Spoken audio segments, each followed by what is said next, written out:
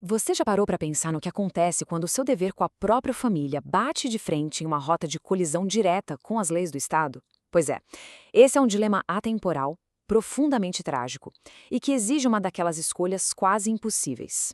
Hoje, na nossa análise, a gente vai investigar a fundo um dos textos mais fascinantes e dramáticos que já foram escritos sobre esse embate de lealdades. Vamos lá? Bom, o material que guia a nossa conversa de hoje é a famosíssima tragédia Antígona. Sabe, é um roteiro teatral antigo de uma beleza realmente ímpar. Ele é todo movido por diálogos super intensos, debates morais afiadíssimos e, claro, muita ironia dramática que transporta a gente direto lá para o cenário tenso da antiga cidade de Tebas. Essa obra foi escrita pelo lendário dramaturgo grego Sófocles, e olha, a história não perde tempo nenhum com introduções longas. Ela começa daquele jeito que a gente chama de in media res, ou seja, jogando todo mundo bem no meio da ação logo depois do rescaldo sangrento de uma guerra civil que simplesmente estremeceu os portões da cidade. Isso ilustra perfeitamente o cenário caótico de onde a gente parte. O contexto que é passado pra gente no começo é mais ou menos assim. Primeiro, o exército argivo ataca Tebas. Segundo, dois irmãos, Etéocles e Polinices, acabam lutando em lados opostos dessa guerra. Aí vem o terceiro passo, que é o ápice da tragédia inicial. Os irmãos se ferem e matam um ao outro em combate. E bom, como resultado direto de toda essa carnificina, o tio deles, Creonte, acaba assumindo o trono de uma cidade que está completamente traumatizada. Agora, imagina só a situação. O novo rei Creonte precisa restabelecer a ordem e a segurança imediatamente, certo? E ele faz isso com uma rigidez implacável já no seu primeiro grande decreto.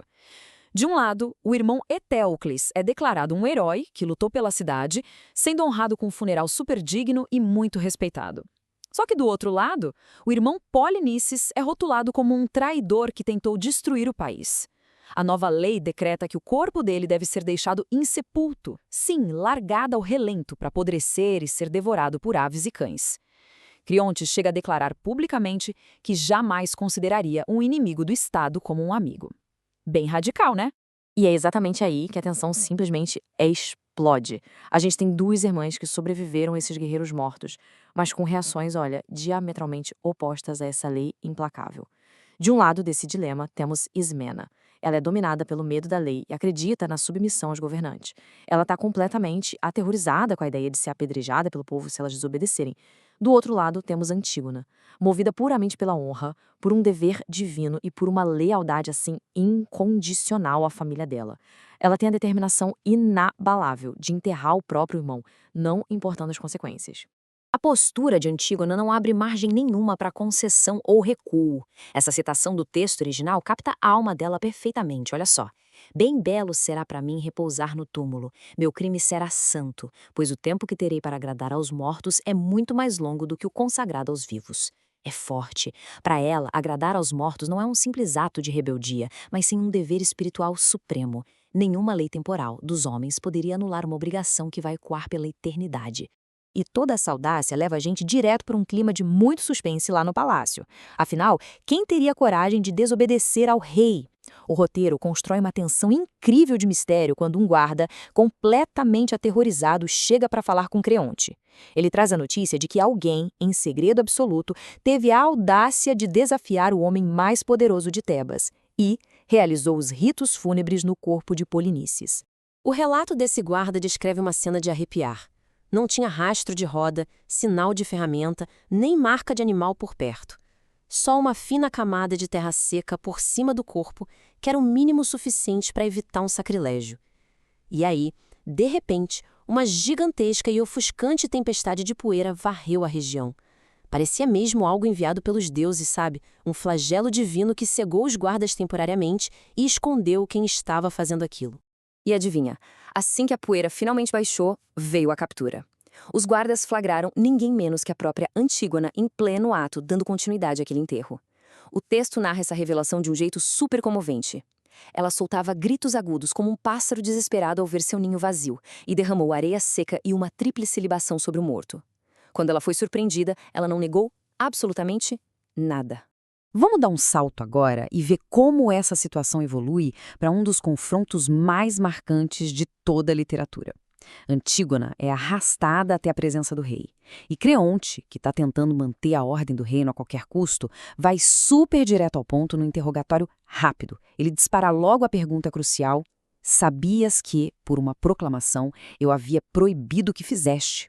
A resposta da Antígona marca o ápice brilhante desse embate. Sem demonstrar um pingo de medo, ela faz uma confissão orgulhosa e lança uma defesa arrasadora contra a validade daquele decreto. Ela responde assim: sim, não foi Júpiter que a promulgou, e a justiça nunca estabeleceu tal decreto entre os mortais. Basicamente, é um descarte total e super audacioso da autoridade do rei sobre essas questões espirituais. Agora, o que eu acho mais interessante aqui é como a obra destrincha essa batalha ideológica super complexa que a gente está vendo. De um lado da balança, a gente tem a lei humana. Ela é representada fortemente pelo Creonte e é focada ali na necessidade prática dos decretos do Estado para evitar o caos social. Ela se apoia no poder temporal e exige uma obediência cívica irrestrita para as coisas funcionarem.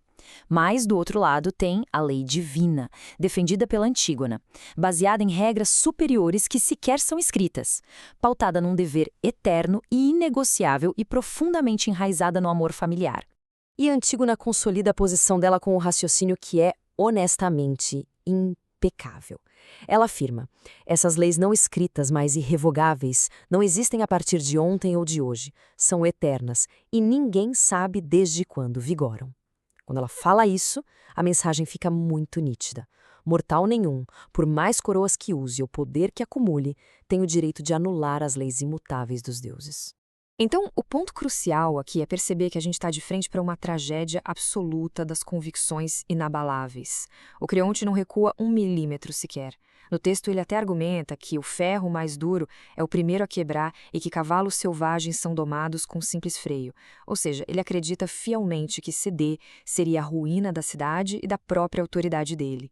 Mas, em contrapartida, a fé inabalável da Antígona impede que ela demonstre qualquer submissão a leis que ela considera injustas. Nenhum dos lados cede e o choque final se torna inevitável. A incrível força dessa narrativa milenar, na verdade, vem do fato de que o dilema exposto aqui continua vivíssimo em muitos aspectos da nossa sociedade moderna.